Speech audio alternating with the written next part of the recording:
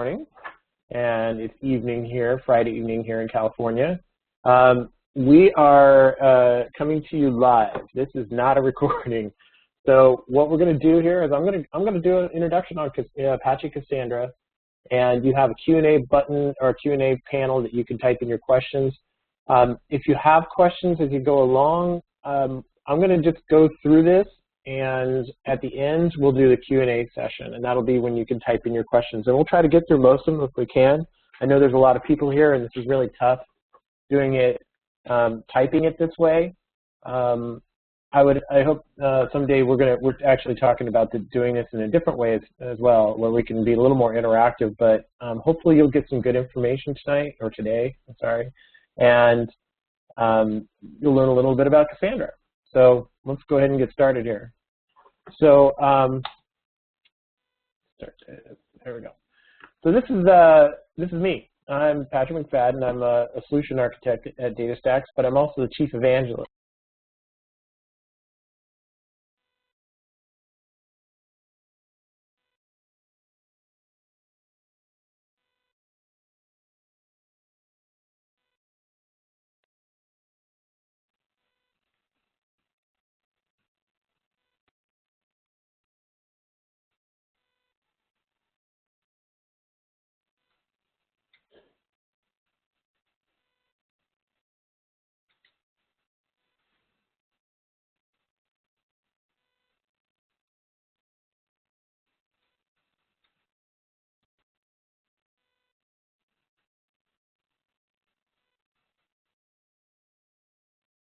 Man, wouldn't you know it?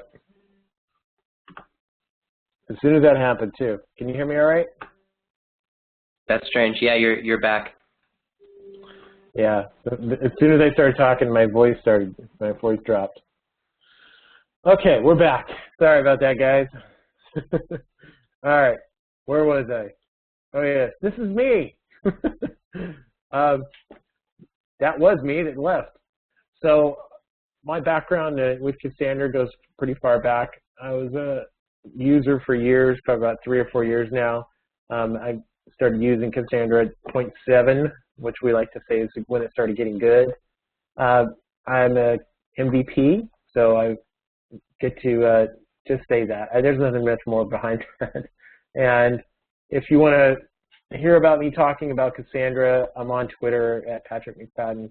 I talk a lot about Cassandra. That's what I talk about mostly, because that's one of my favorite topics.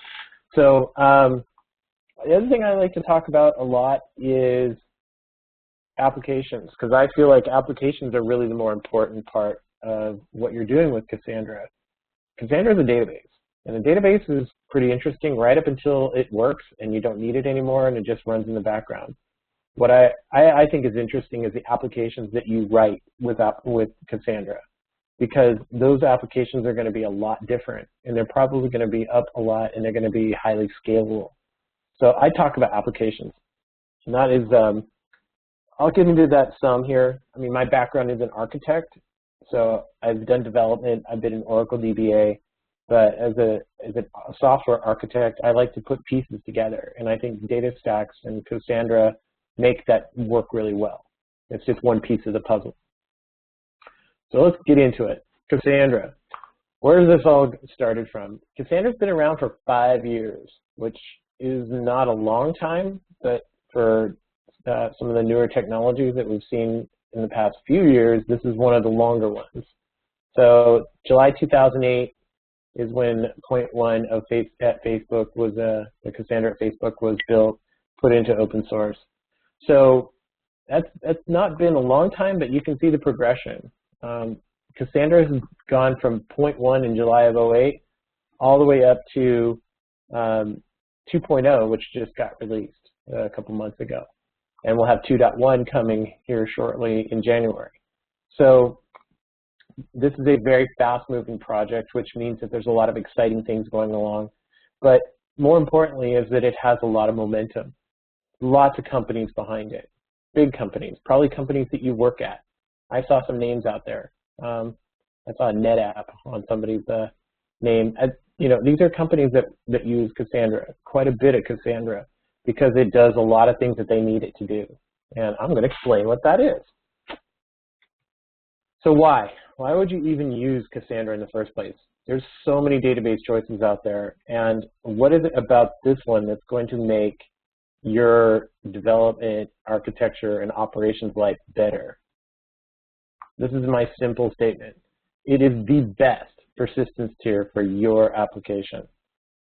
So think about that from your building application standpoint. What can you do to get the best out of anything? Well, I feel like Cassandra is the best for this because of what it does that matches what you need your application to do. Again, let's figure out. So let me explain what Cassandra can do for your application, and then maybe hopefully you'll believe what I'm saying here. So let's get into a brief introduction. So Cassandra, like I said, was actually built at Facebook originally, but it goes back a little farther than that. The Cassandra was built on a couple of concepts. The first was the Dynamo paper from Amazon, and the Dynamo paper was about building a shared nothing architecture of a database. So one that is highly scalable, that it is consistent, and has a lot of scaling. So those three things are really important to Amazon because they're building out this global infrastructure. And at the time, they were using a lot of Oracle and had a lot of, it was difficult to scale Oracle beyond a single data center. And even inside the same data center, you're going to run into limits where you have to do things like shard. So they were looking at the next generation. What are we going to do? The Dynamo paper is really amazing because it was built on 24. They cited 24 different papers, academic papers, in the Dynamo paper itself. So this is computer science thinking that goes back to the 1970s. So companies like IBM and Digital Equipment and Sun. I mean, these are big companies that contributed to that had these papers, academic papers, that contributed overall to what Dynamo is. So when Cassandra first was started, Dynamo was a key value store. That was what the original paper was about, a key value. Well, the key value store is not very rich when it comes to data modeling. It's very difficult sometimes to translate things. Say, like if you use in a relational database in some sort of normalized form, key value stores can be very hard. So Bigtable, Google Bigtable, was another concept added to this. And the Google Bigtable is about one row that has multiple columns, tons of columns, billion columns. So it's a very different data model than key value, obviously. So Bigtable was blended with Dynamo. So now we have this Dynamo model of distributing data, but it has the Bigtable architecture, data modeling architecture with it. And Bigtable is shared. Dynamo has a lot of other databases that came about. For instance, React and Voldemort were databases that are built on the Dynamo paper. And Bigtable has other databases built on it, which is including Cassandra and HBase. So these are not singletons. They're used in various forms in different databases. Cassandra just happens to blend these two together. So what about that? How does this work? So the thing about Cassandra is it's really not made for a single system. You could build a single system and it'll work just fine. But the concept of a cluster is really important. So a cluster is, so you have all these nodes out there that are going to be participating. And those nodes are going to have to work together. And this is the concept of shared nothing. So each node is independent from the others, but you can add or remove those nodes as you need. And that's how the scaling story works. And I'll show you some of that in a minute. But that's a critical part. If you need more capacity, you should just be able to add more nodes and scale accordingly. Cassandra is a linear scaling system. When you add more nodes, you get more. If you double your nodes, you double your capacity. It's that simple. And that makes it for very easy in an operation sense and also very easy for people who are writing code. Hey, I don't know how good this application is going to be, but I hope it goes huge. And whenever it does go huge, you can just scale your nodes accordingly. Now, how does this replication story work? Well, each node, I'm going to talk about my 4-node cluster here. So each node is going to own 25% of the data in a 4-node cluster. So as a total cluster goes, I have 100% of my data. Each node is going to take 1/4 of that, so 25% each. So each node now has 25%, 25%, 25%, and 25%. And that's how we're distributing the data around. Now, how that works is that we use a token. And that token is a hash, an MD5 or murmur5, a murmur3 hash.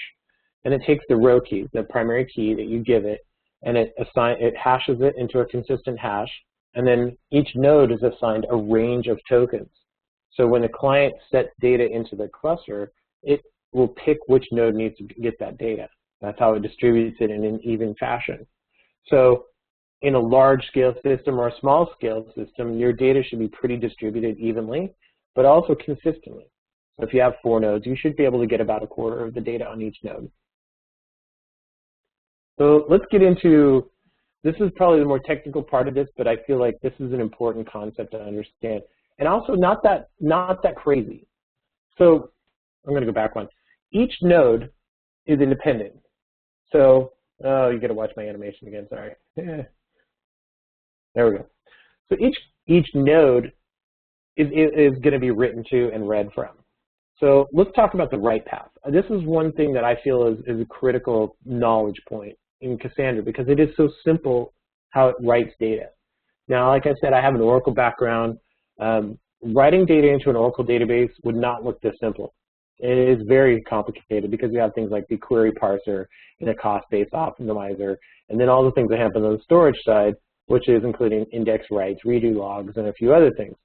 So the write path in a relational database is much more complicated.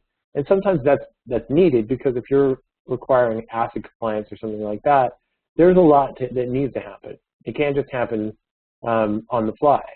But the way Cassandra works is it's not sketchy either. It's not crazy. It's just a very simple system and it's elegantly simple.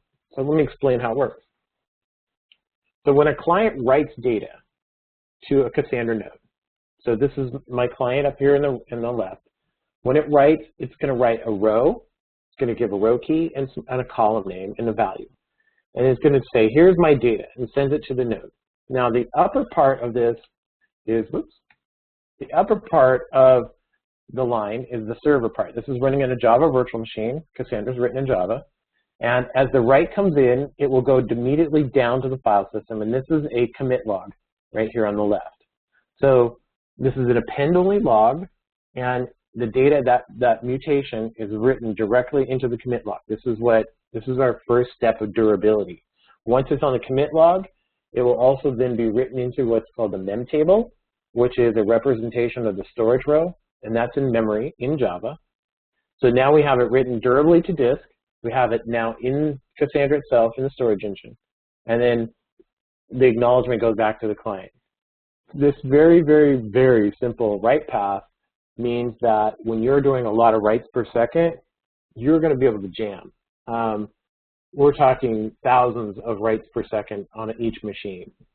And in this case, I mean, I've seen single machines do close to 100,000 writes per second on each machine. We have, let's see, we have seen sustained writes in clusters, you know, over 1 million writes per second. And that's part of I think the original lure of Cassandra is because it can do these really high writes, but it can also do a lot of reads too. I just recently did some performance testing with some HP servers, and they were doing 50-50. Reads and writes were exactly the same. So our read speed is getting pretty close. So we have the simple write path, writing data as quickly as possible. Now, the other step to this, all right, now once we have this data in memory and on the commit log, this is the disk, the other side of the disk story that you should understand. So when a mem table is written in memory, so the JVM stores this table of memory, or a table of rows, and that's going to reach a finite space. If you've worked with the JVM, you know that you only get a little bit of heap, and that's going to take only so much of your overall memory. So you need to keep the heap heap moving, or you're going to run into garbage collection issues. So the mem table gets to a certain size based on the JVM size, and then once it gets to that size, it will then flush out that storage row in its entirety to the disk. And that's what this flush part is. What it writes out is what we call an SS table, which is a string sorted table. Now that SS table is this data row, storage row, in exactly the same way, just sequentially written to the disk. And once that SS table is written to the disk, it is never written to again. It is an immutable write. So Cassandra will never do a random write, ever. That is really a considerable speed enhancement and also a very efficiency-oriented feature, because you don't have random writes, you're going to run into a lot less trouble on your disk. But it is doing sequential writes, which is another problem that you have to deal with in some cases, where you need to have a lot of throughput in your system. So whenever these files are written out, eventually you're going to run out of disk space as they just keep fleshing out tables. And if updates to your data come along, you'll need to be able to show that in your data files. And if you're not updating any files, you're going to have a plan for that. So what we have, yes, somebody already asked, how do you update a row? So when that row of data sitting in memory gets a new piece of data, let's say you update like the first name, someone's first name, or a dollar value on the same column name. Well, that means that there is already data in the data file. One SS table already has old data. Now you get a new data point inside memory. Now, the way that Cassandra works for writes is that the last write wins. So there's a timestamp associated with each write, and that's set on the client side. And when that timestamp is included, that means that whenever we read data, we look for the data that has the newest timestamp. So what can happen over time, though, is now once this mem table with the newer data flushes out to an SS table, now you have two SS tables with that same column of data. One has older data, one has newer data. We have a thing called compaction, and this is actually from Bigtable. HBase does the same thing. And what compaction does is it takes multiple SS tables, brings them into memory, does a merge sort, and then what happens then is that after it does a merge sort, it then writes out a brand new SS table. And then it will delete the old SS tables once the new one is written. And that new SS table is going to be a little bigger, but it's also going to be merge sorted with that new data. So if you have an old write and a new write, the merge will then eliminate the old write and leave the new write. So that's how you keep your system up to date, and you keep the tables fresh with your right data. And this happens over time. So when you have a lot of writes per second, you're going to have a lot of compaction. That's just the normal part of Cassandra. When you're running Cassandra as an operations side, that is what you'll optimize for, is running a lot of compaction, because that keeps your data files fresh and good. You know, it keeps your system working efficiently, which is what we want, and it keeps the reads really efficient as well. So, but let's talk about the reads. So what about the reads? And the reads are a little more, when the reads happen, they're a little more complicated because there's a lot more going on there besides just writing out to a commit log on a mem table. So what's going to happen here is the name of the game here is when we do a read, we need to find that data on the SS table. So everything is optimized around finding the right SS table with the data. So when the client asks for, again, the row, the column, and the column name, it's going to make the request. The first stop it's going to make is at the key cache. And the key cache is going to be, it's going to cache the key, the row key that you've given it, and then the SS table that it belongs to. So hopefully, if that is a hit, the key cache will say, okay, given this row key, here's the data, here's the SS table that belongs to. So that will give you a single seek on the disk. Now, if you don't have a situation where you get the key cache, you have a key cache miss, then we're going to jump over to the Bloom filters. Now, a Bloom filter is a data structure, it's a probabilistic data structure, and it's per SS table. And we ask each one of those SS table Bloom filters, is this row key yours? And the idea of a Bloom filter is to find out where the data is not where it is. So we eliminate a lot of the seeks that would happen. You can imagine if you had 1,000 SS tables and you're looking for a row key of data, you wouldn't want to scan over 1,000 SS tables. That would kill your performance. So the Bloom filter's job is really to say, okay, how can we get this down to the minimum amount of SS table reads? And if it's tuned properly, you should be able to get 1 or 2 seeks on your data, which is very efficient. Thinking about this from a disk standpoint, if you do a seek on disk, if you're using something like SATA or a SAS disk, you're in the millisecond range. So that can count up. SAS disk can do about 5 milliseconds per seek. So if you had to do 5 seeks to get to that data, you're at 25 milliseconds in just disk time. So we want to minimize that as much as possible. With SSDs, it's not as much of an issue because with SSDs, your seek time is in microseconds, and that doesn't add up as quick. And as a matter of fact, I recommend SSDs often, especially where read performance is very important. We can do SS table reads and the read path on SSDs really efficiently. So once the Bloom filter or the key cache finds the proper SS tables, that SS table is read into memory, and then acknowledgement goes back to the client with the data. So there's a couple of steps in there. So the speed is really important, and so I have this real user story. It's a brand new app out there. They had SSDs installed.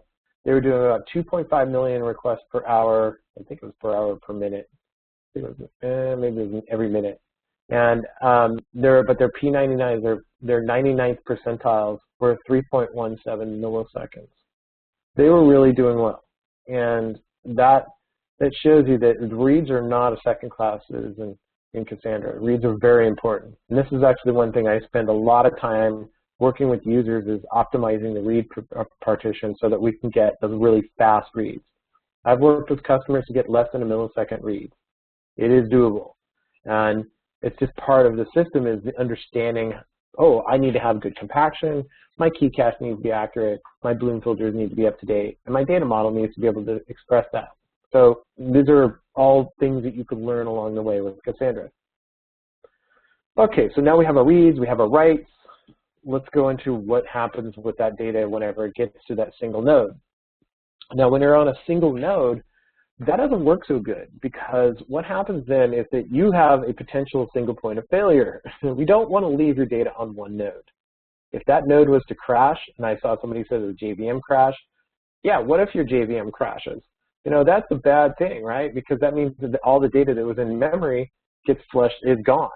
Well, there's a couple of things here. Well, first of all, we have the commit logs. That's good, but that doesn't mean that your data is still online if the node is offline. So the second part of this, in between distributing the data with the hash, is also doing the replication. So replication is a core part of the Dynamo paper. And so how this works is that we have each data is responsible for a primary range of data. So say 25% of data.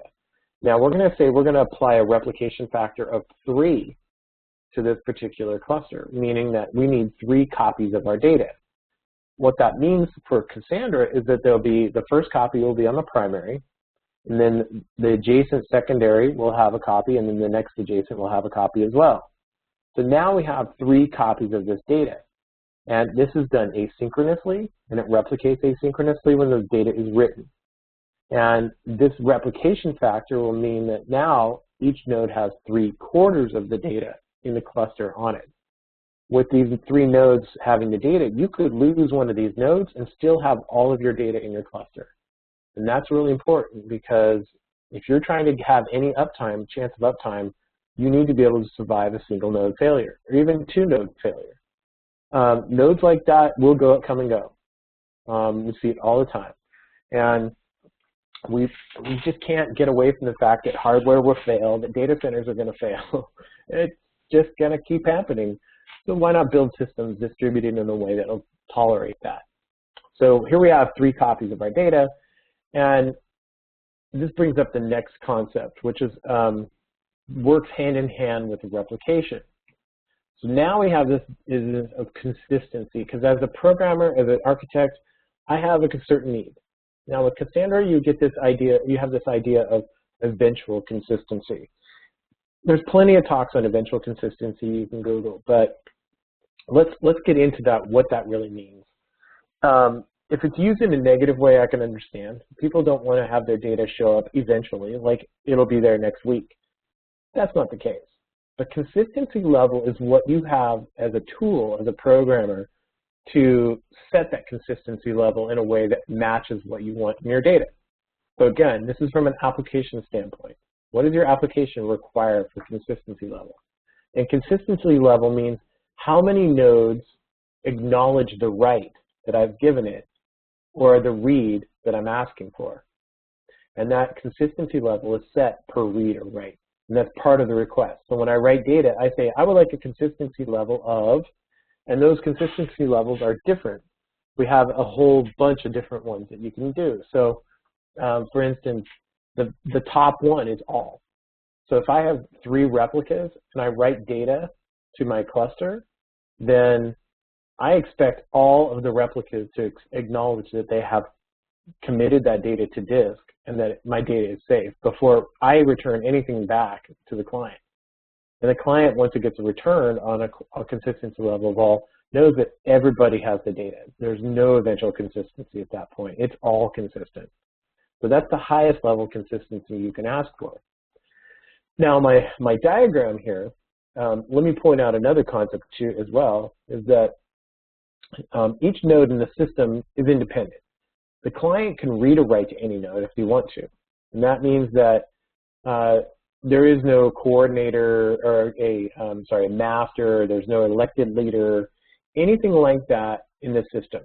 That is a huge win on uptime, because if you have a master node or master-slave replication, synchronous replication, that's going to break.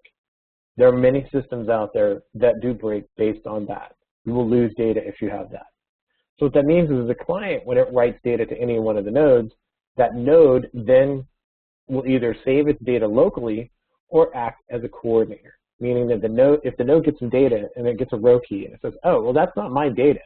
That's a different row key. That hash isn't mine, but I know where to send it. So if, for instance, so a client writes to node 4, well, if that node isn't responsible for that data, either as a replica or as a primary, then it will send that write out to the other nodes on behalf of the client. So it's coordinating that write. And so if that node 4 was to go down at any point, the client would get a timeout and just retry on one of the other nodes and still write its data. So this keeps the system alive. This keeps your client happy, because now you have uptime, because you don't have any nodes that are, you don't have that cluster unavailability. You have a node that went offline, but that's not going to bring down the whole system. So this consistency level is managed somewhat by the coordinator. So the next level down I'm going to point out is quorum. And quorum is where we mostly write and read from. And that means that 51% of the replicas acknowledge that you have gotten the data. So in this case, with this example that I've written here, the client writes and says, I want a consistency level of quorum. Node 4 is not the primary node for that data, or it isn't a replica either. So it will coordinate the write in parallel, asynchronously, to 3 of the nodes, the primary and the 2 replicas. Now the primary returns back in 5 microseconds, the second, and one of the replicas comes back at 12 microseconds, but then node 3 is really slow. There's something going on. Maybe someone's formatting something, or there's a garbage collection, or who knows. Well, and it's going to set that data in 500 microseconds. So that's a lot longer than the other 2.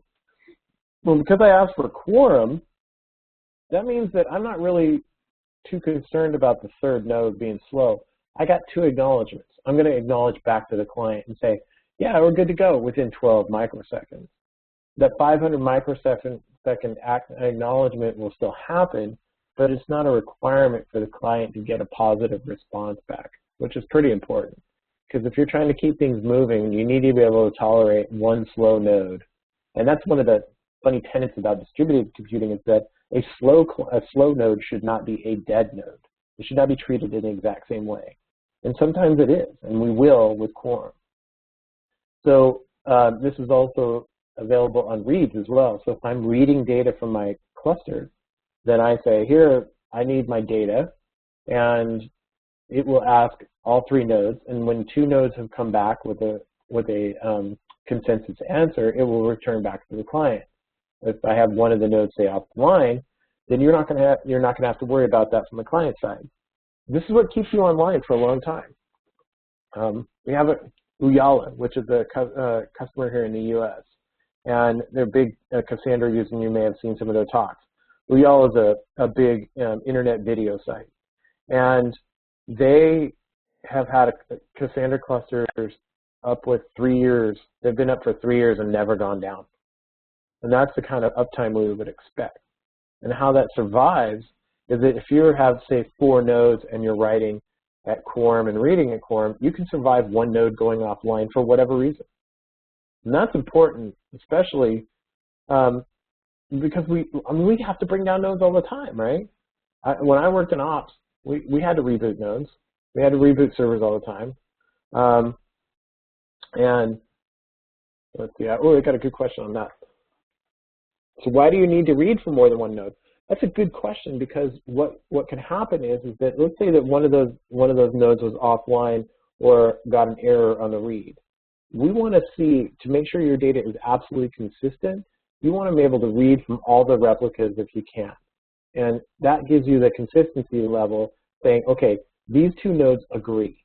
Now, if one was, say, slower and wasn't setting the data as fast and it had older set of data, the first 2 would give the correct answer, and the third one would give the incorrect answer.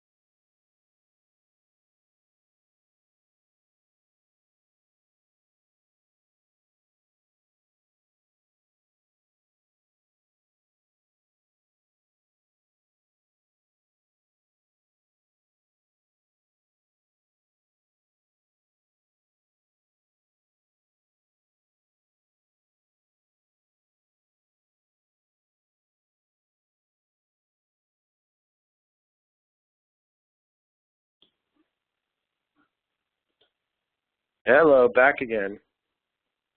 Sorry about that. All right, can you guys hear me again?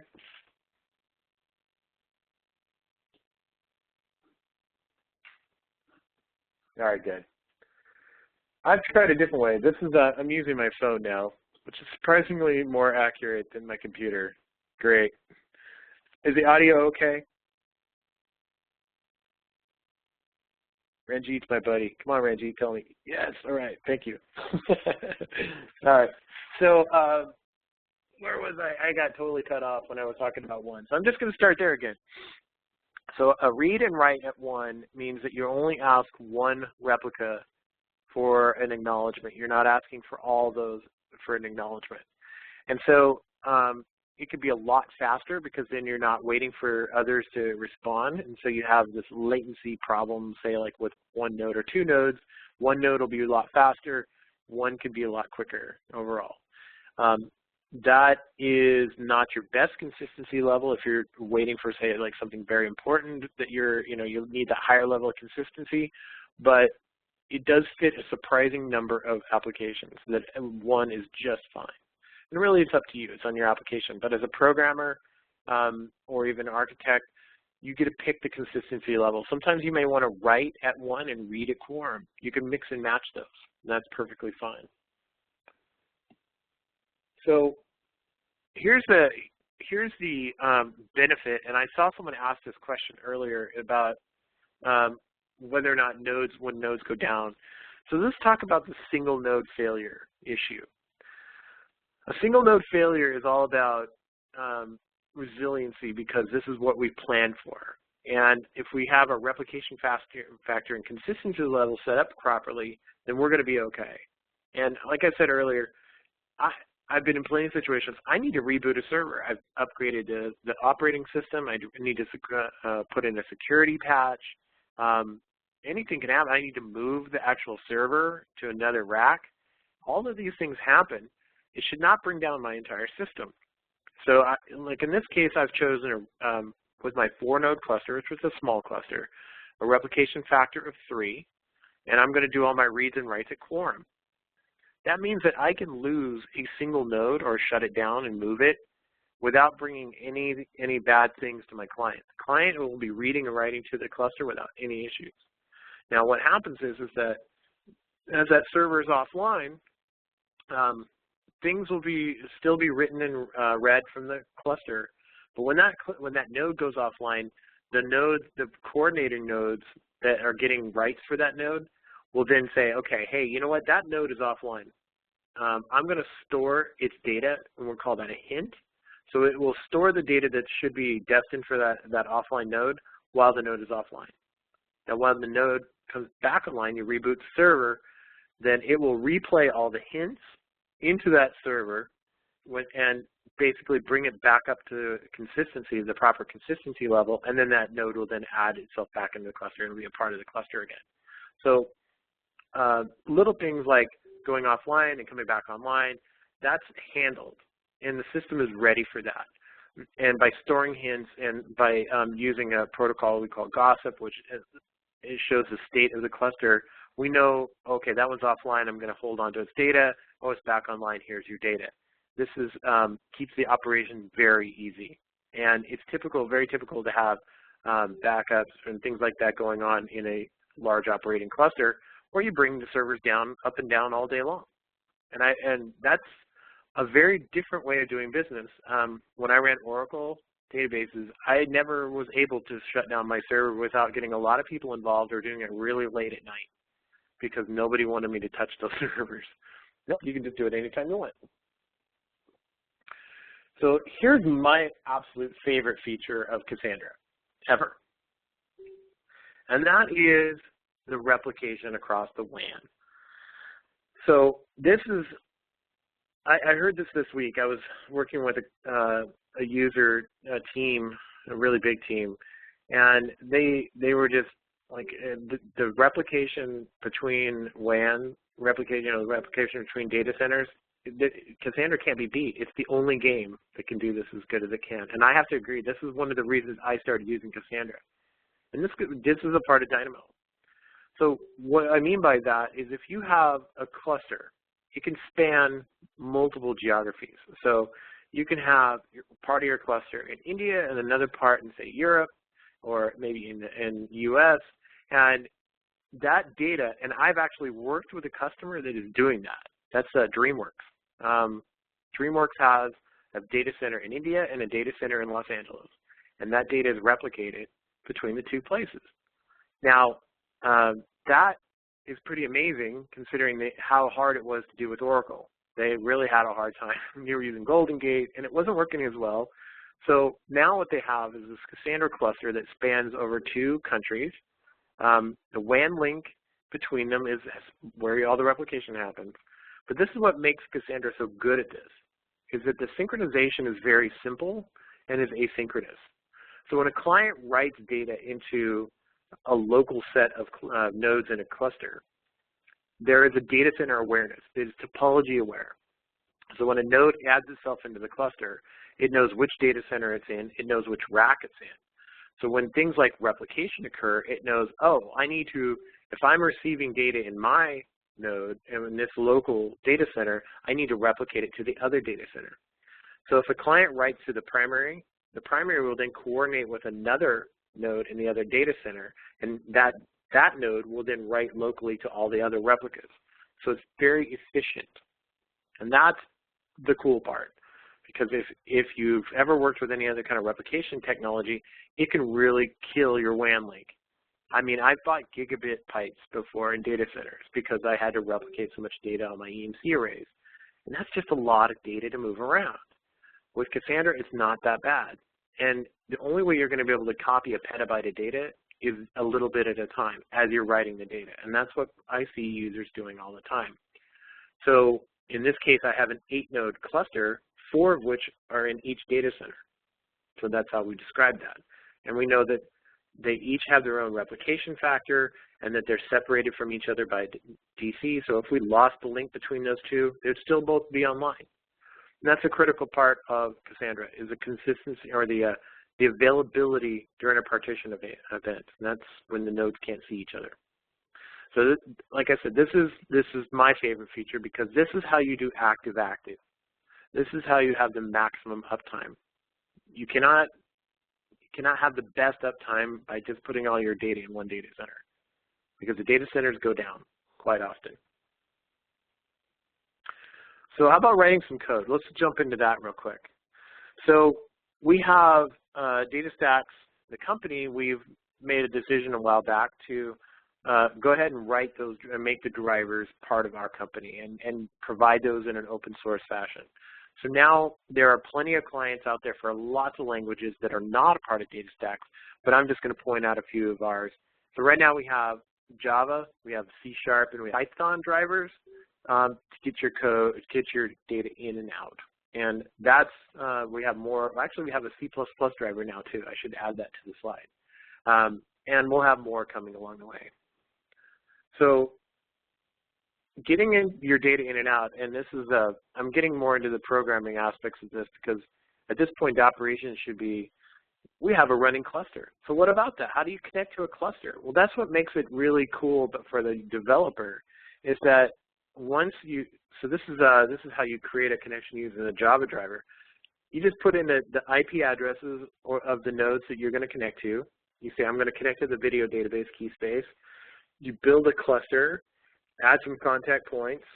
You take those two servers. You put in a load balancing policy, how you're going to write that data. And then you're going to, a retry policy, if there's failure, build.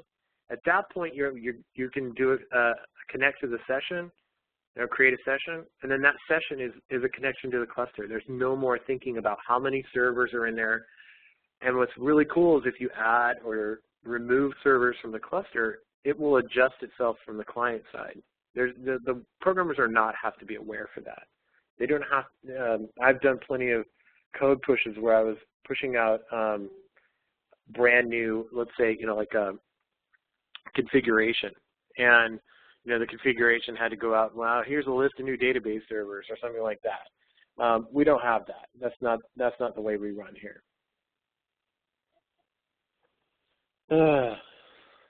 Let's see here. So what's next?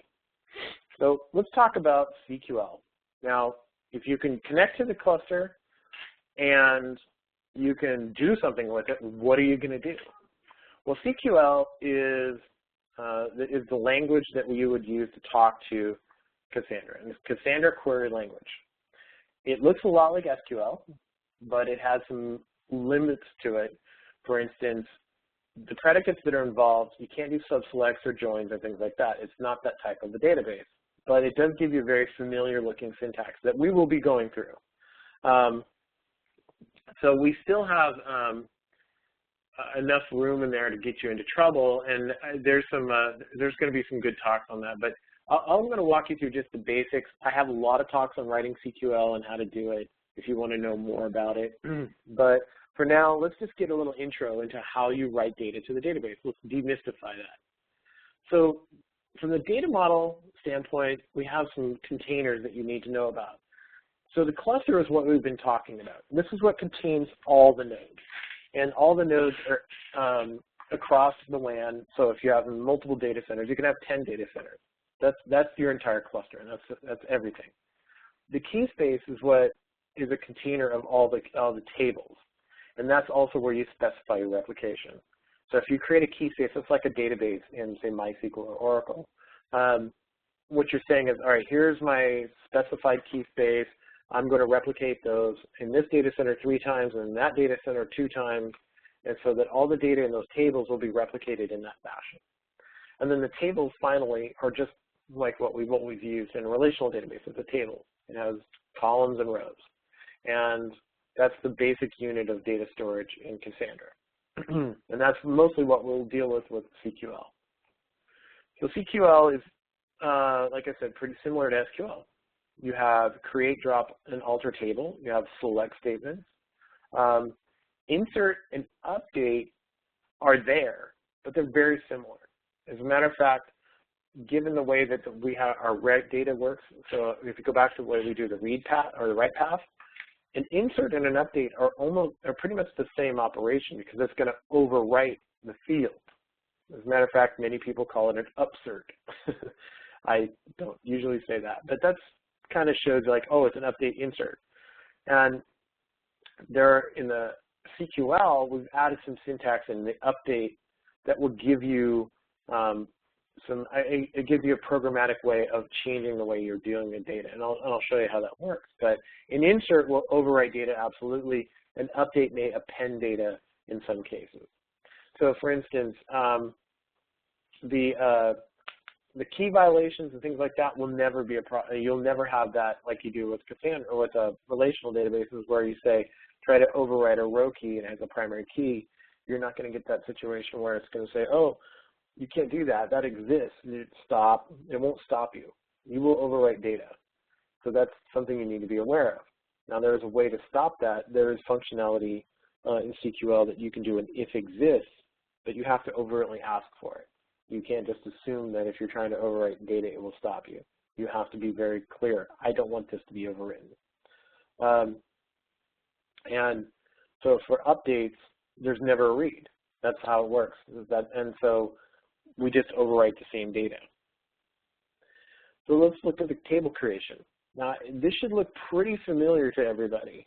This was similar, very similar in many ways to what MySQL or Oracle does for insert or creating tables. So I have this create table user. Everybody creates those, right? Now, I should point this out. So here's username. It's a varchar. What's missing from that varchar? The size. We don't have size. We're not putting it. We're not specifying the amount of bytes that would hold.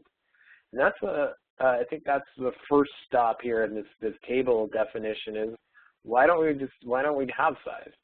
And that's really because of the way Cassandra works.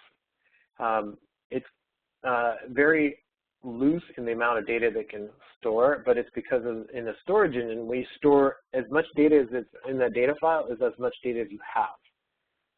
Oracle, for instance, and MySQL both, and Postgres, everybody does this with the database files, pre-allocate space in the data files for the type of data that you're setting.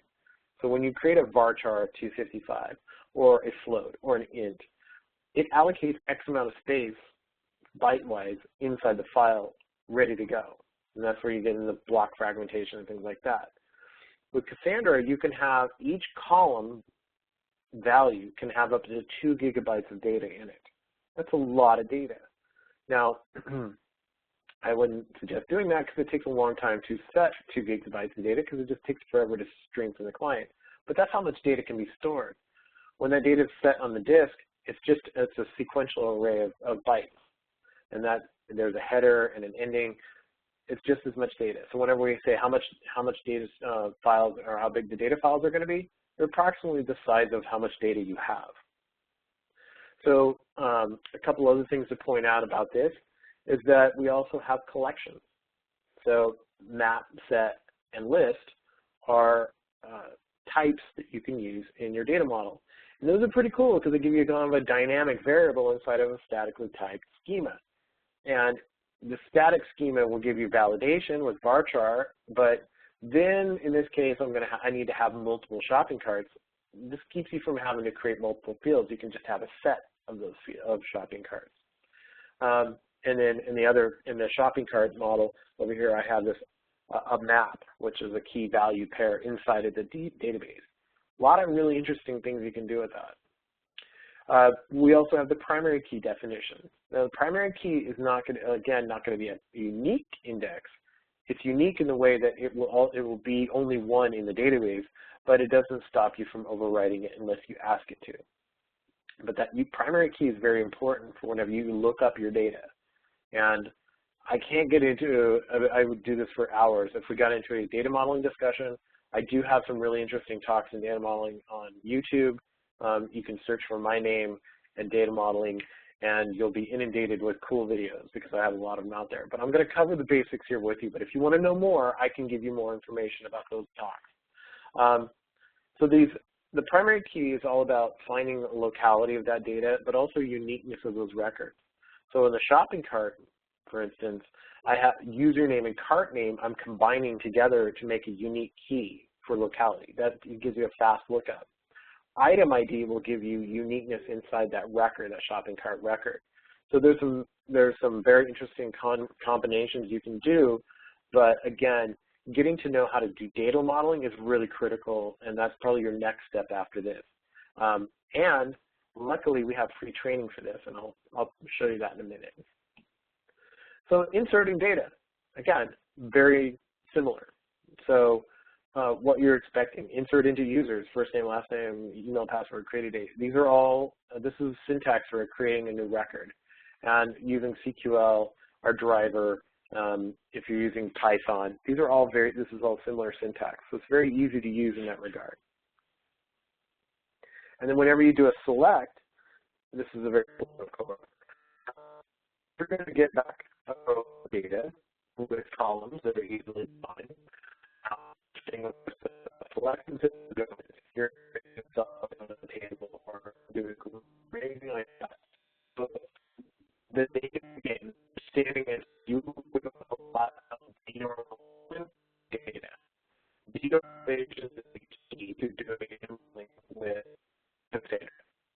You're creating wide rows, you're creating lots of data in the same row that is adjacent to each other. Like more to follow on the heavy modeling discussion. That's modeling with use case, which is one of the compelling ones, but also demonstrate how Cassandra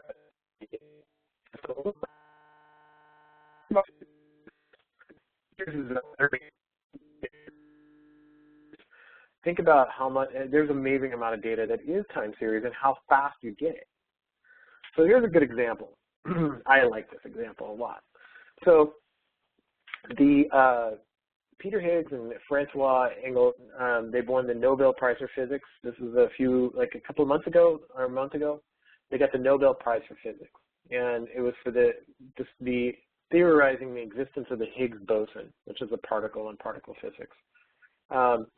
This is some pretty crazy science, but they got this Nobel Prize basically because they found the Higgs boson. Now, how they did that was they built this really big particle collider partially in France and Italy and Switzerland. It's all over the place, right? And this is the CERN, what do you call it? The Large Hadron Collider.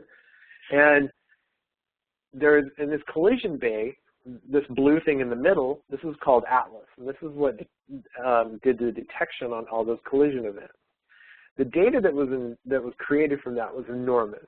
It was like a gigabyte per collision, and there was a massive data reduction routine that was they had to dig through all this data to find this particle. Well, all that data that was coming out of this at that enormous speed with all that time series data was stored in this thing called PBeast, which I think is a really cool name. Well, PBeast, the database behind that is Cassandra.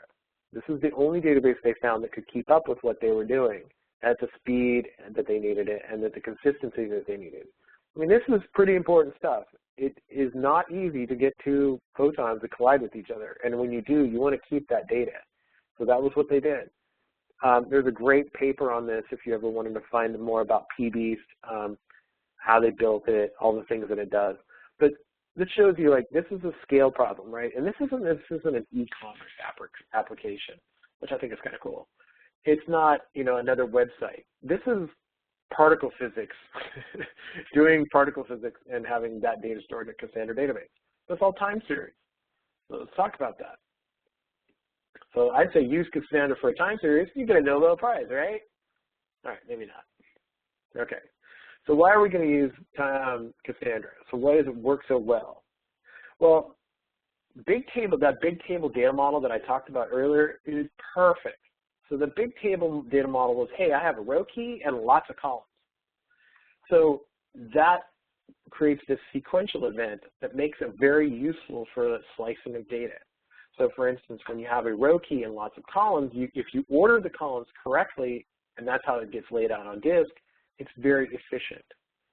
And that's really the key. When that data is on the disk and you ask for it, you want to make one seek, because a seek is a costly event. That's going to be 5, 10 milliseconds of seek time sometimes. And then you don't want to lift that diskette off. You want to read all the data you can in one single pass.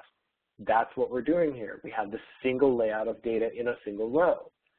That's a very important thing to keep in mind when you're doing a lot of slicing of data, like in time series.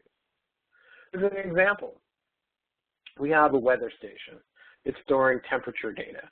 And that temperature data is being collected, say, every day? Am I collecting it? No, this is really bad. The time is off. So I had 10 a.m. and 10 a.m. It should be like 10 and 11 and 12.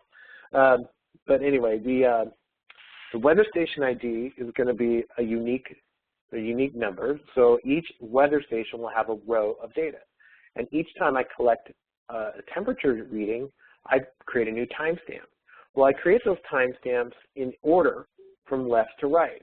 Now I have this nice, even sequential measurement of every time I collect it. And because of how Cassandra stores data, the number of columns is not finite.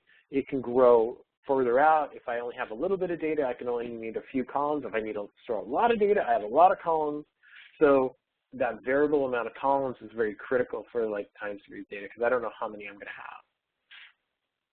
So what I'm going to do now whenever I go to get that data, and I think this is where the speed comes from, is that I'm going to get locality with that weather station ID. So let's go back to how this data is stored in Cassandra. Each node is responsible for a token range. My weather station ID 100, right, well, that gets hashed by MD5. So that's assigned a token number, and then so I find which node it belongs to. Great. That belongs to node number 2. So whenever I say, give me data for weather station ID 100, it hashes it and says, okay, I've got to go to node number 2 for the data. So now I'm at a single server.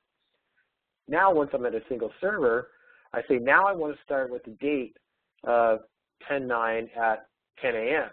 Well, that means I take an index seek right to that data, and I want to grab that particular piece of data. Now, what if I want to grab a range of data? This is where it's really efficient. Now, if I want to grab it from 10 to 11:01 a.m., now what I can do is make that single seek to the disk and read from left to right. It's a single pass on the disk. Very fast. And that's the efficiency angle for time series data. That's why, we call this operation a slice, because you're not doing single seeks, random seeks on the disk. If you look at the way storage arrays are set up right now, like large SAMs that work with something like an Oracle or SQL Server database, they're built around this idea of IOPS, because those are tons and tons of random reads on your database. With Cassandra, we don't have that problem, and where time series data is going to make a lot of sense. It's making one seek and a sequential read very fast. And you don't need to have a bazillion IOPS. As a matter of fact, IOPS are really irrelevant in a lot of cases. It's just throughput. So when we create this data model, we create this very easy, this temperature table, and we create this weather station ID as one of the fields, the event time, and the temperature, and that's it. So now, when we have this weather station ID and event time as a primary key, what I'm saying is that the uniqueness of each one of those rows we create, which is actually a column, each column in the storage engine, will be the weather station ID along with the time.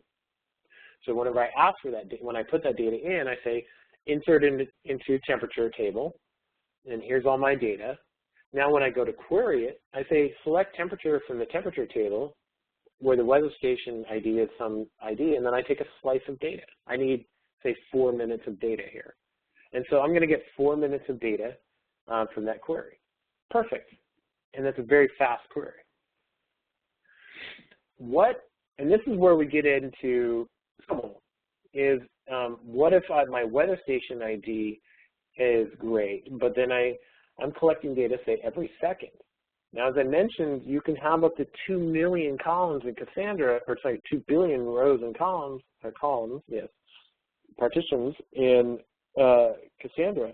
2 billion is a big number, but if you're doing it every second, you're going to run out, and that's a limit that you can't deal with. So what we do is we do some tricks here with your data, and that's a partitioning. The partitioning is, this is a particularly common technique of doing data, is adding something into the row key so that you create a different type of locality.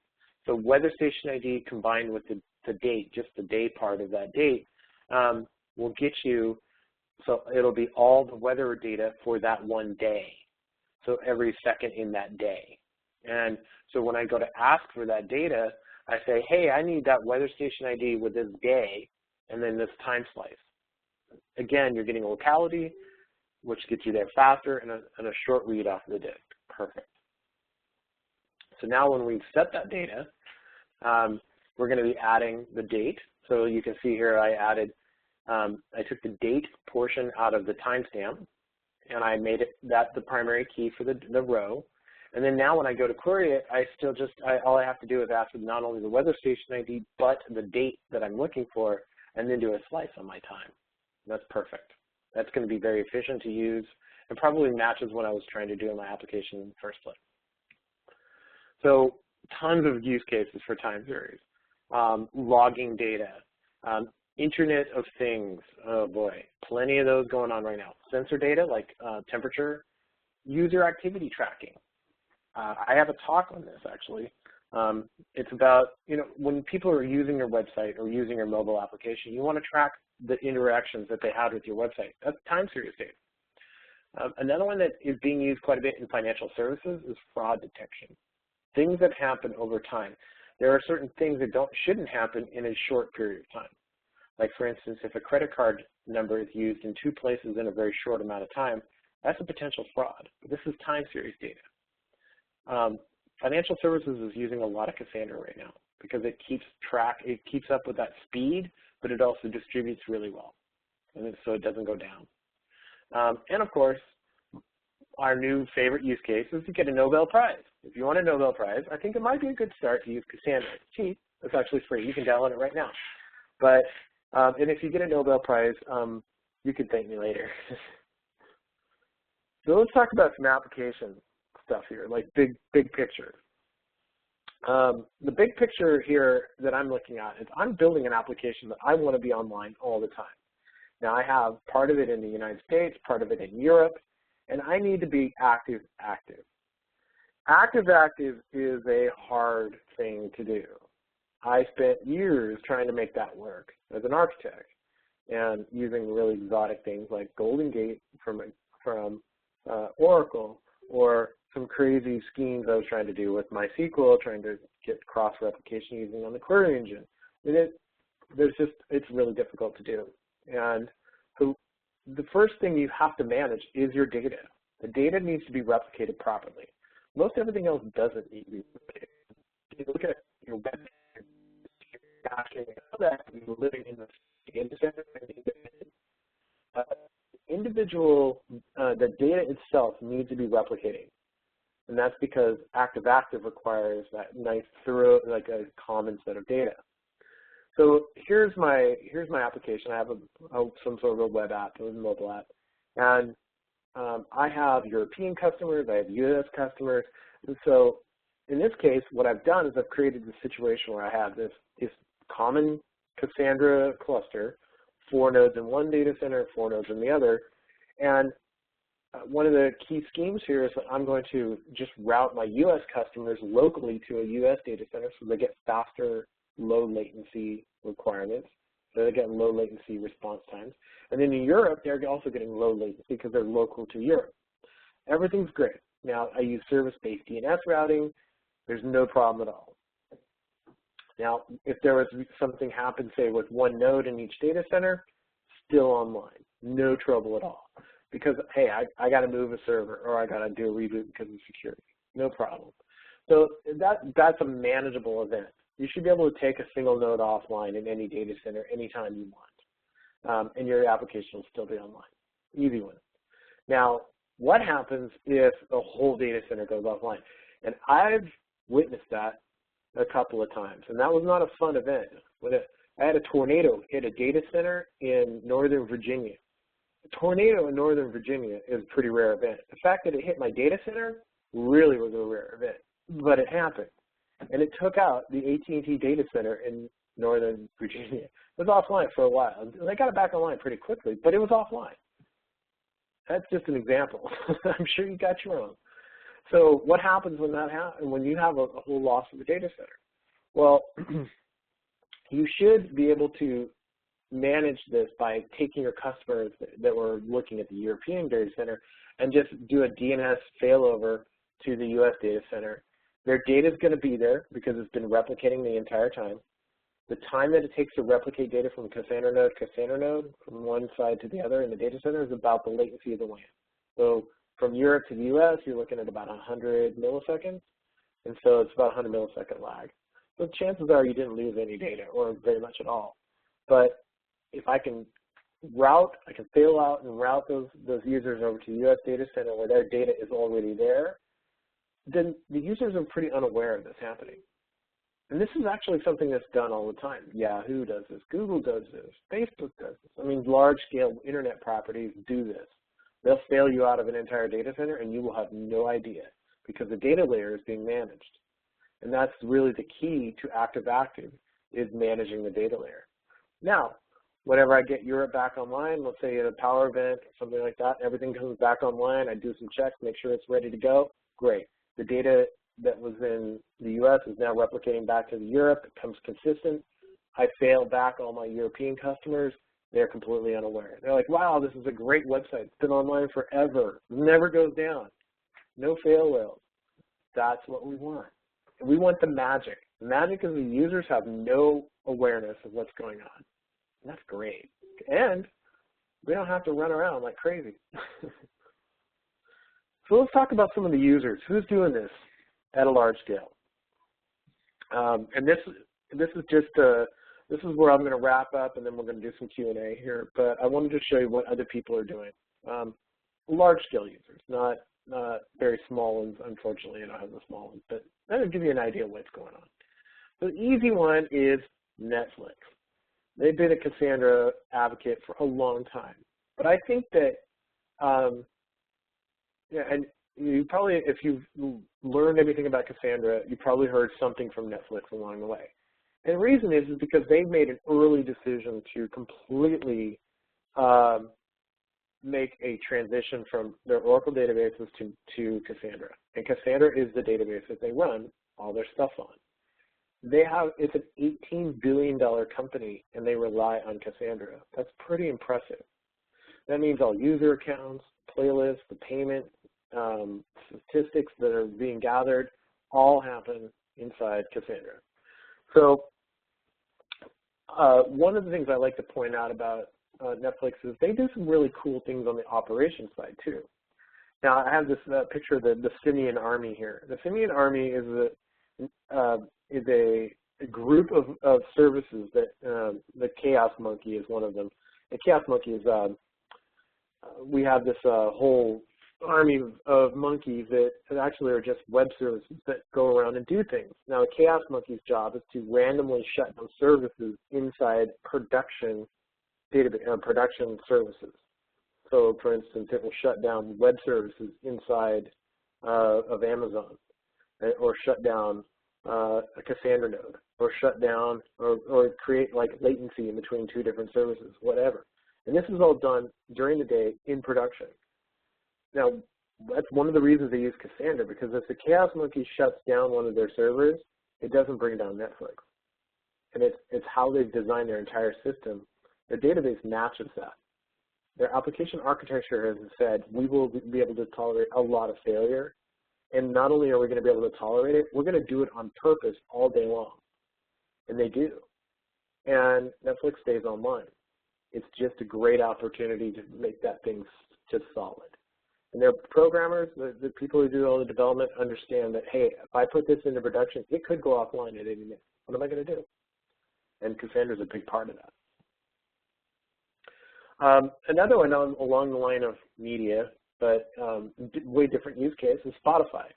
They're a company in Sweden, and they have, they're really big in Europe. They're kind of getting that way in the U.S. I'm not sure if they're in India. They're in a lot of places, but I think they're rolling out globally slowly.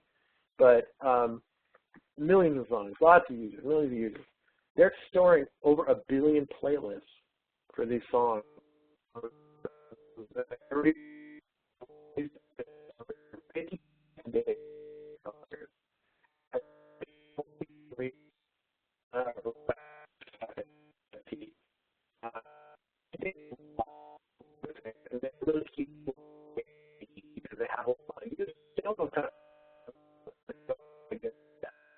They just keep adding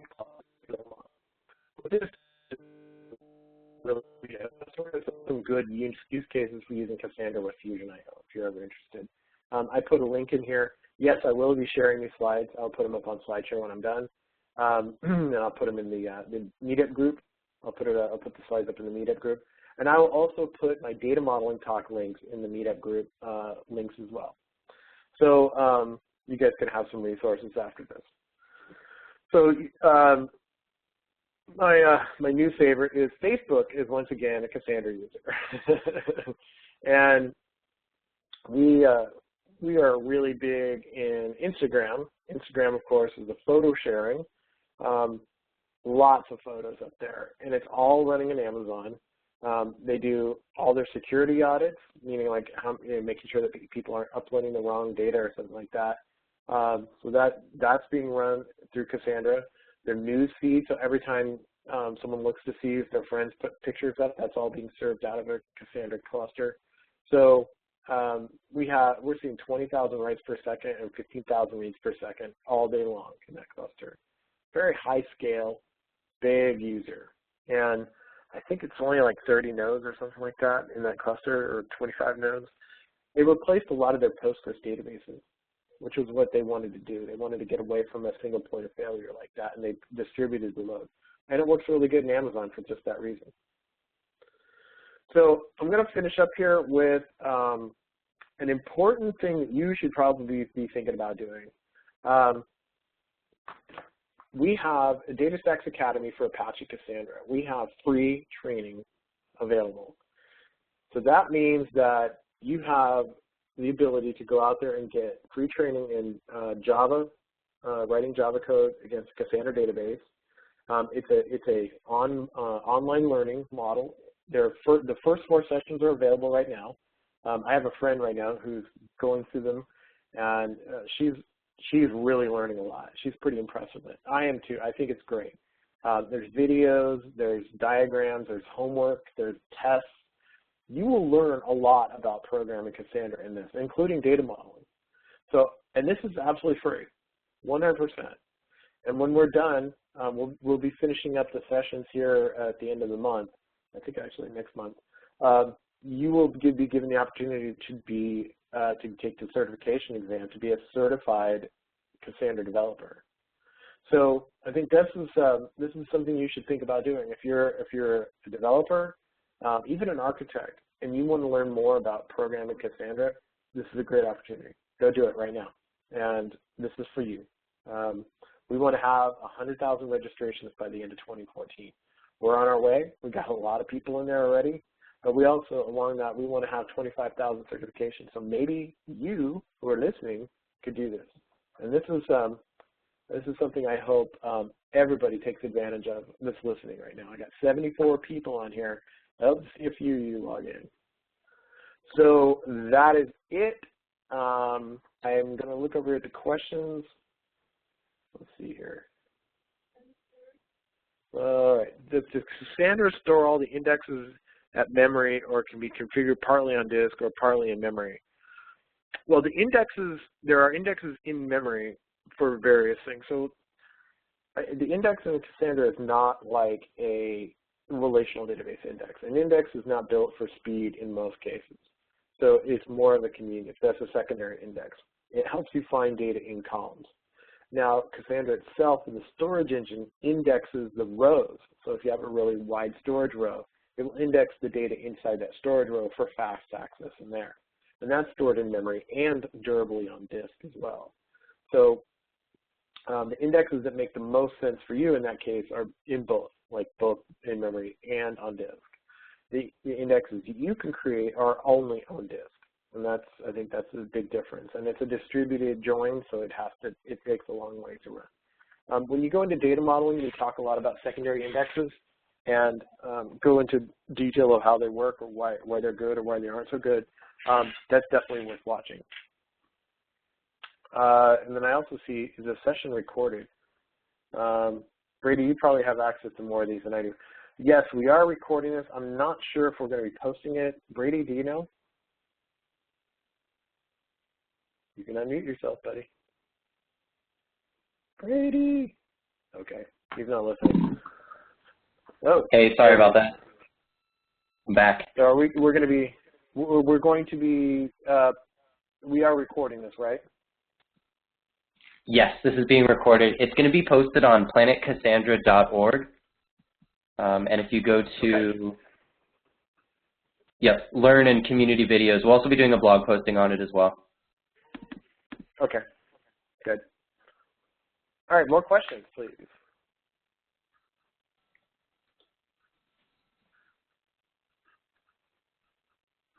More questions? I'm looking in here. We gotta have more questions than that. I'm only gonna scroll back here. Okay, somebody out there, here's a question. So the big impact is go down to a 3-node cluster. If you're replicating cluster and you got 2 nodes go down, you get that will lose a third of your data. A quarter of your data will be missing. And I won't shut down the leads, but it will do that. I mean, the whole of your data, so that is a problem. So plans for. So if you have a large cluster, let's say you had 100 nodes and you lost 2 nodes, the chances of you having a problem is pretty slim. If you have a 4-node cluster and you lose 2, then that's half of your nodes are offline then. That is a problem, something you need to plan for. So if you do have that problem, then you can, I mean, you're just going to have to shut down your reads for then, but they're not something we need to plan for. If you think you're going to have that many, or you're going to have that big of a problem, let's talk about how you plan your cluster, and that's where it comes from. Let's see, so Community Edition, of course, it's absolutely free of cost, commercial purposes, whatever you want. Cassandra, Apache Cassandra, which is a Community Edition, there's no difference between the Community Edition that we offer on our website and what's on the Apache website. The only reason Community Edition exists right now is we're doing that as we package it. We create Debian and RPM package files. So you can use it as much as you want. It is open source software, free as in beer. Go for it, have fun. If you ever need help or support, that's what DataStax is here for. We don't own Cassandra, but you can have it all you want. Good choice for computing column values such as multiply, add. Now, Cassandra doesn't have built-in aggregation functions. It won't do summations and that sort of thing. Computing those column values is something that you would do outside. Now, that being said, Cassandra, based on how fast it can gather that data, may be a good choice to store the data that you're doing it with. Now, in the cases where we're multiplying and adding, many people use some sort of pre-processing as they're consuming the data, such as Storm, to pre-aggregate those values. And that's a very common way of getting fast data. So if you have real-time analytics needs, more than likely you should be pre-computing those as you get the data. And Cassandra is a great database to store behind that. If I query a secondary index column, I'm not sure if I get that. If I get out all the time, you get a timeout?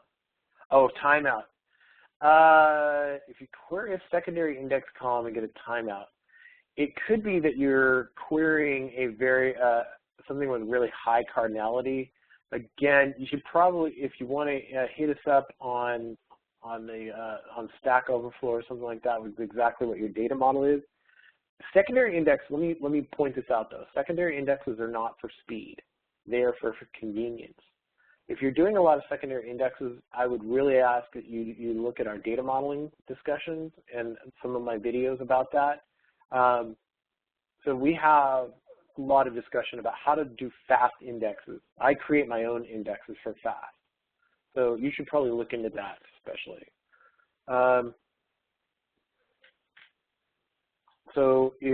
Let's see, no change in Cassandra code, only as a big data solution? No, you don't have to have a lot of data. Actually, this is interesting about Cassandra is we talk about these large data, terabytes, petabytes of data, but I would say that I've seen more of this.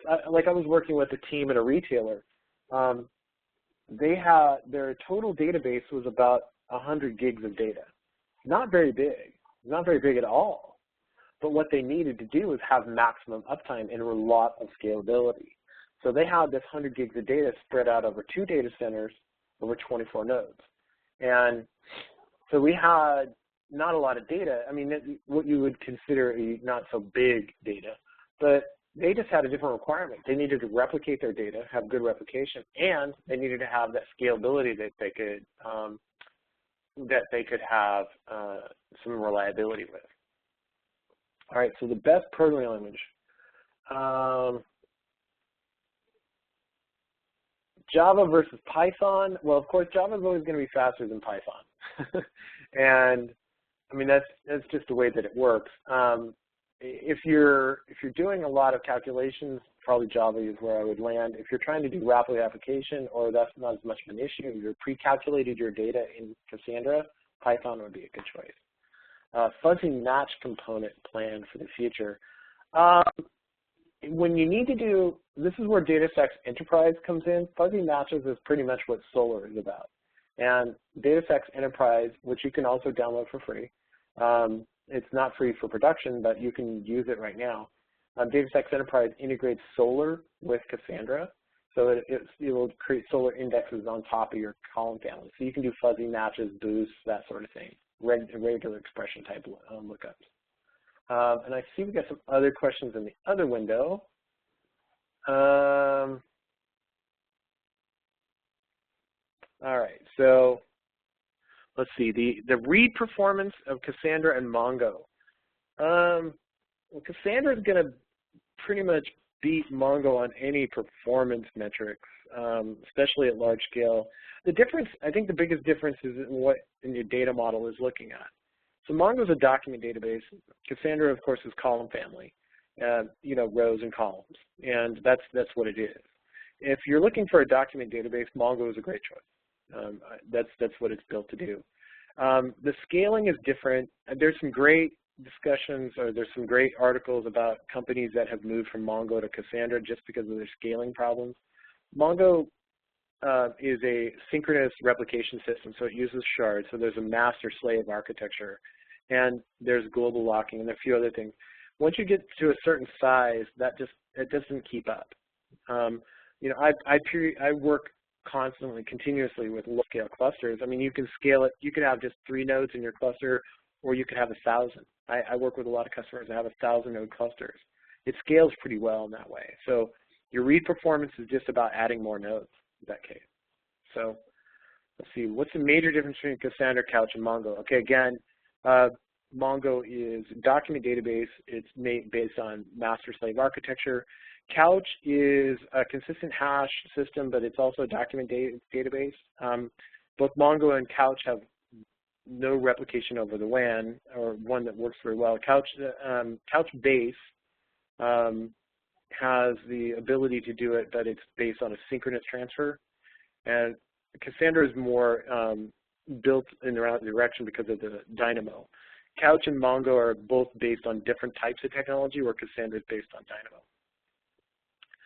Dynamo. Does Cassandra use RAID for data replication? No. The data replication is built into Cassandra. As a matter of fact, we even have a mode where you can use JBOD and just a bunch of disks for your data on disk. We don't require RAID on the server because if you're replicating your data properly across different nodes, that's not going to be as much of a problem. If you lose an entire server, your data is still safe because it is on a different one. Let's see, any more questions here? Let's see.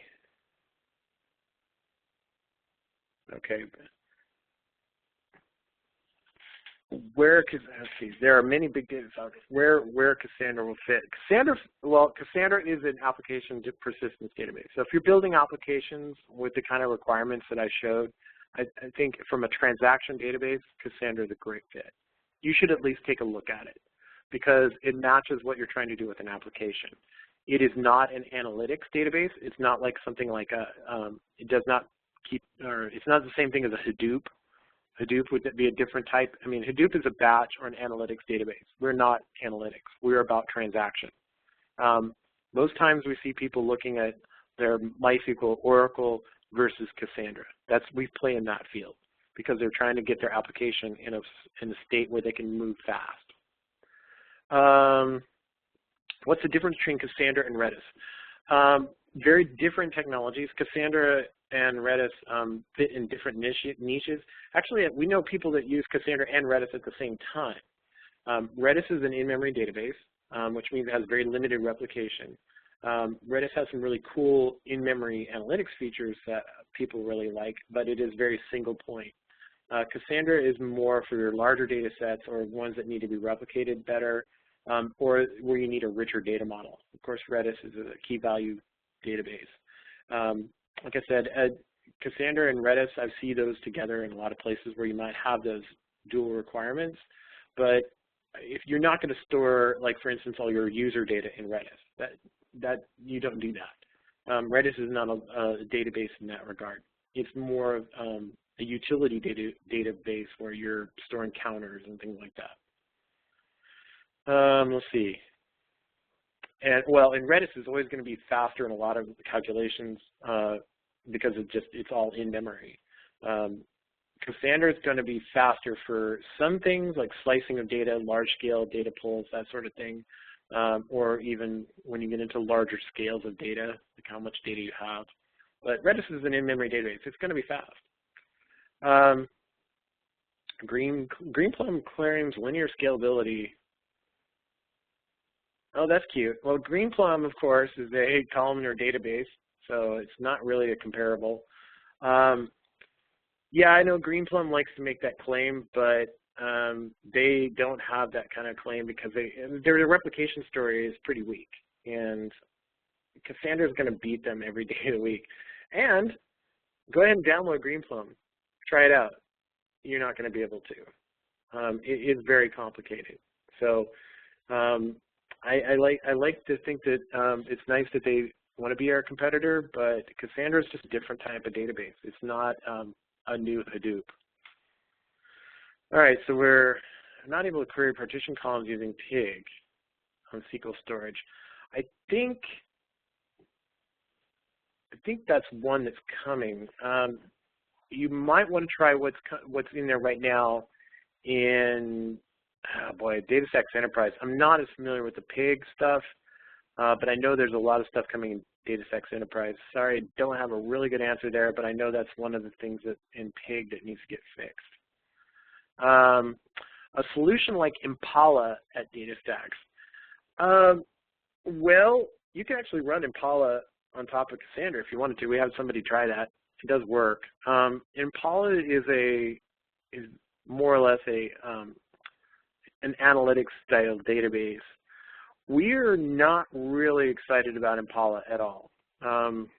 It is not a very well thought out technology, and it is very complicated, and it has a lot of failure points.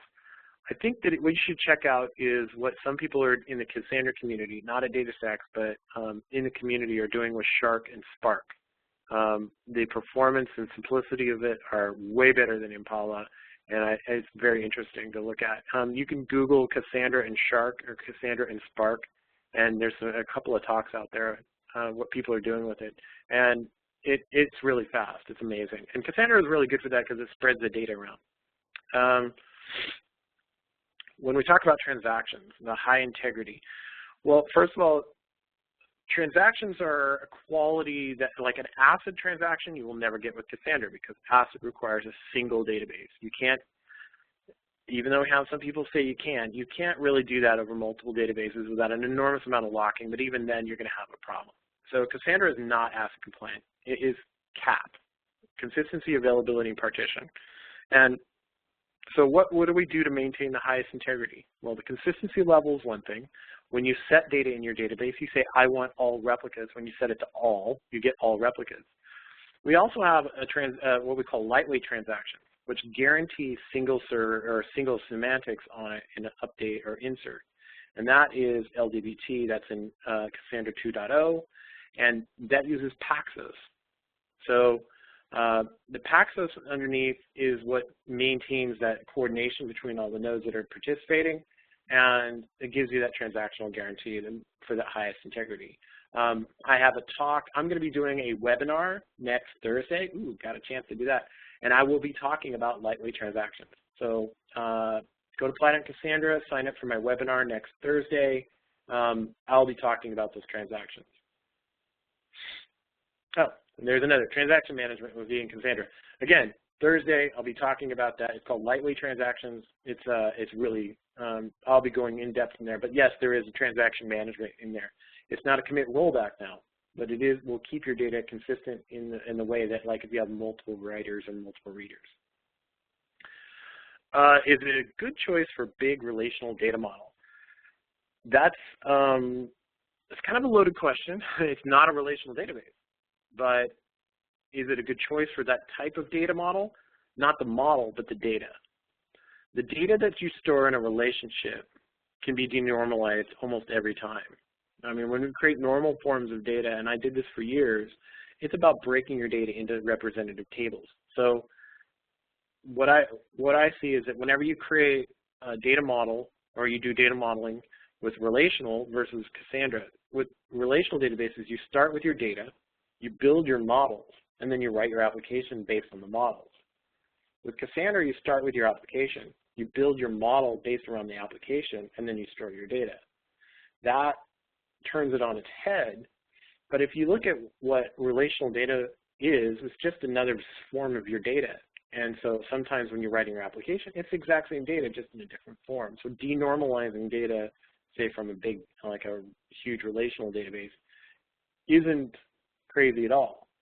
What you have to be ready for, though, is with denormalization comes duplication. You may have more than one copy of that data in different tables, and that's fine because you're actually making it optimized for your application itself. So that's one of the things that we really stress. Again, my data modeling talks, I'll put them up on the Meetup site. I'll put the links up there so you can see those. I have some talks, and they actually take you from being a relational data modeler to being a Cassandra data modeler. It's not a crazy leap.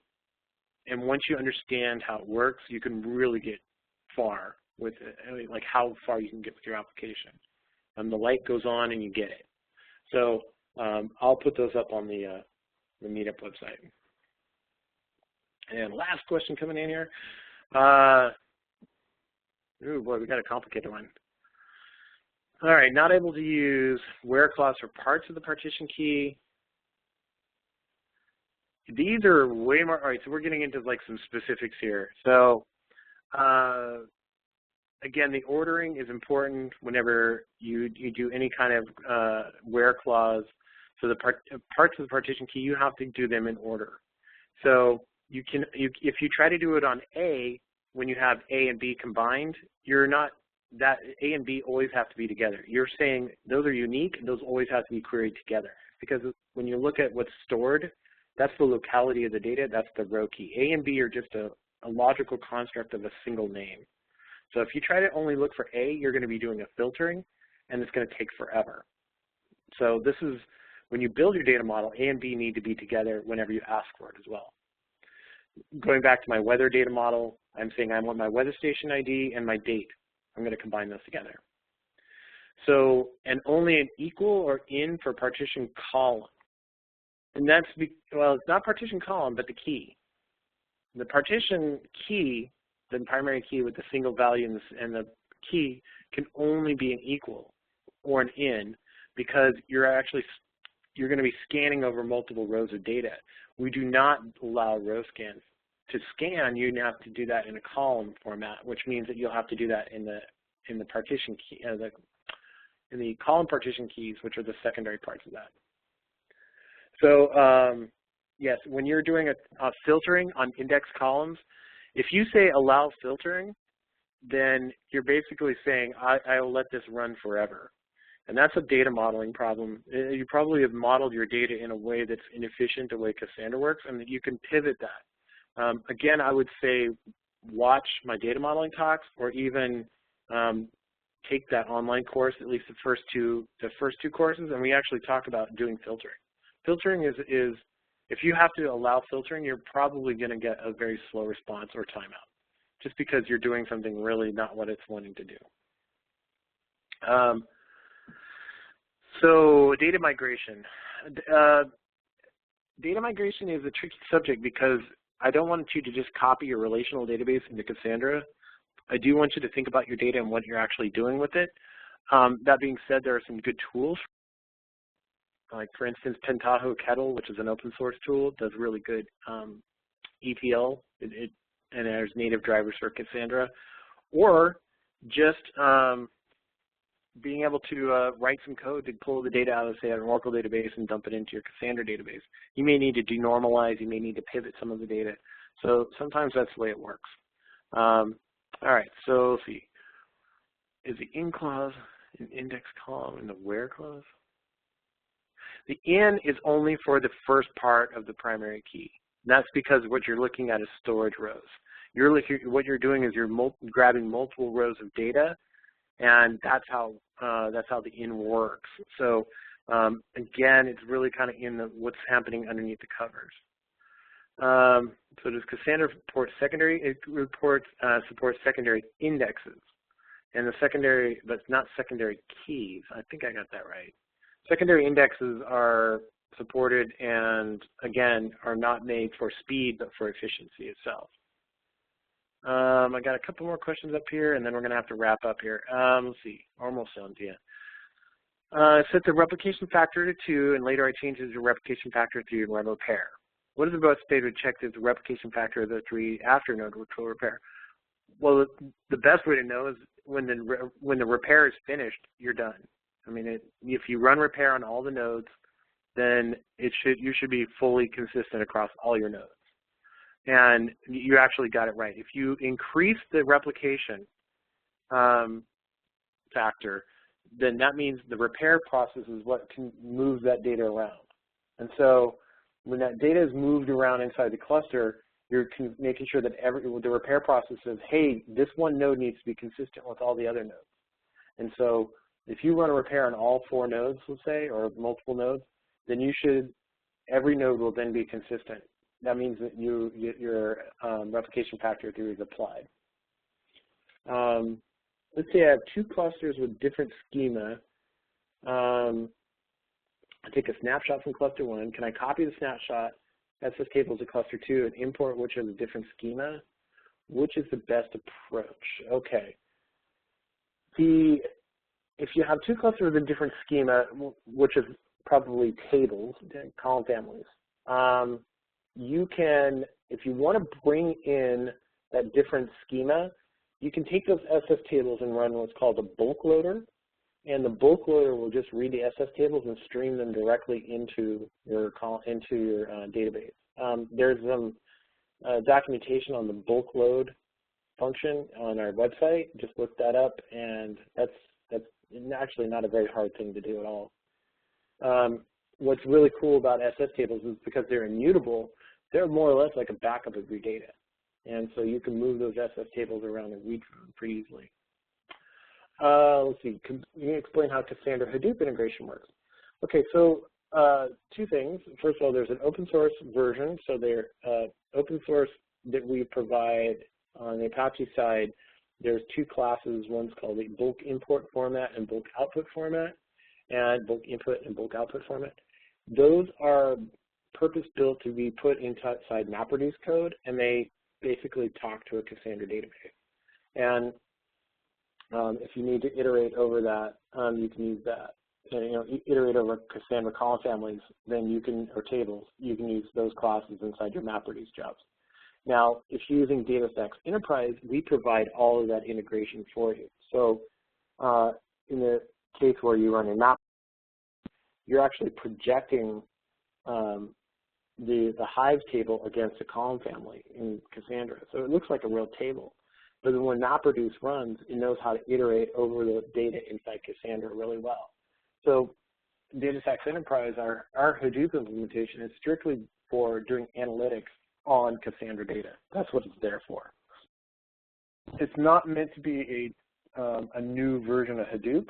It's really to run an analytic type workload, like Hadoop-like workload on Cassandra. I had another question up here. If a node is down and writes are saved in the system hints table, what if a read request comes in? Well, if you're fully replicated, the read request should go to the replicas. So you should still be covered there. The hints table does not, you don't serve reads out of the hints table. The hints table just stores the data for the node that's offline. Now this is where you come into consistency level. So let's say that you had 3 replicas, a replication factor of 3, and you do a consistency level of all on your reads. Well, since all 3 replicas are not online, that read's going to fail. It'll say, sorry, all the replicas are offline, or not all the replicas are online. If you do it a quorum, then it'll satisfy it because 2 out of those 3, 51%, are online. Now, if you lose 2 nodes, and this goes back to a previous question, if you lose 2 nodes and you do a consistency level of quorum, then you will get a failure on that because now less than 51% are online. So then you can take that to a consistency level of 1, and that read request will be satisfied. That's how you keep, you can use consistency levels sometimes to maintain the highest amount of uptime. So whenever when that node comes back online, that system hint data will then be played back into that new node, or in that node that was offline. It will become consistent after that. So then every read after that will then go to that node as well. So if you do a read at all, it will be satisfied at that point. That was a really long answer, but hopefully that helps explain how replication works as well. All right, I think we're at the end here. I will be posting a few things. I'll put some links out there on the meetup websites, and Brady and I will be putting some links on Planet Cassandra. We'll put those up on the meetup website. So everybody should have the content probably in the next few days here, but just keep an eye on the meetup website, and we'll put that up there. Thank you, everybody, for showing up. We're so glad we did this. Next time, I really want to do this in person. I got to make it to India. I think I tweeted that out today. We would be, I think it's a good time to have a road trip. So hopefully I'll meet everybody in person someday soon.